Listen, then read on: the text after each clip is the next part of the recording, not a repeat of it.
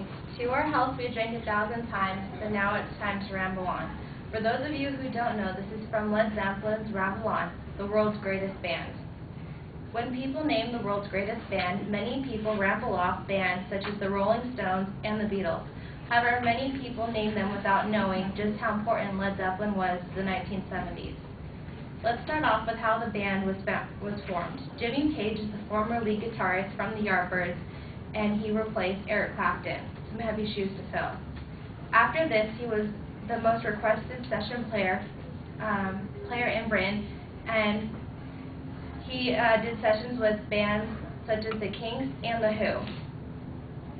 John Paul Jones also worked in sessions with famous bands such as the Rolling Stones and Jeff Beck and the Dusty Springfield. Robert Plant and John Bonham both came from the band of Joy. All the members, having such a hefty resume, led the band to start off with a bang, something even the Rolling Stones couldn't do during their first tour, and if you guys like rock and roll, you'll know that their first tour was a huge flop. The very thing Led Zeppelin was about was that there was absolutely no limit.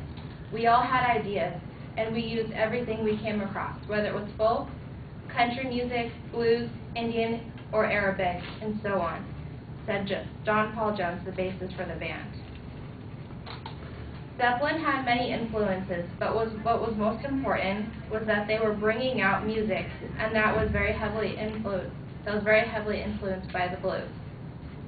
Although the Rolling Stones also used blues as an influence, they mainly used skiffle to start their career. For those of you who don't know, that was the Delta blues, and they would do things such as use washboards and the bass with the string and the big huge giant bowl, and they'd like strum it, and that's part of why their first tour failed.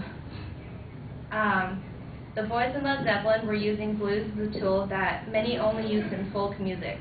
Bob Dylan was the first to electrify this style of music, and Led Zeppelin certainly brought it home.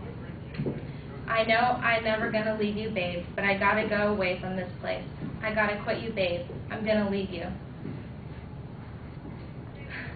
Babe, I'm Gonna Leave You was on Led Zeppelin 1, and it's fitting for all of their untimely tragedies that followed the 70s and ultimately ended the band.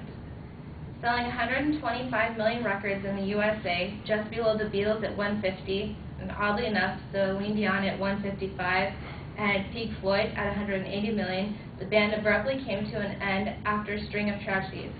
First, Robert Plant almost died in a car accident on an island in Greece, stopping production of the band for almost 2 years. Then his son died at 6 years old from an infection, and after his son died, finally on September 25th, 1980, the band came to an abrupt halt because John Bonham, the drummer of the band, died. And they didn't think that anybody could fill his shoes, so they stopped touring, say, for Live Aid in the 1990s. In a short amount of time, Led Zeppelin shot to the top and will remain there for all time. They touched the hearts of many and will always have a song for us to rock out to. From feeling ultimate disgust for someone in the Lemon Song to just needing some good head banging in Black Dog.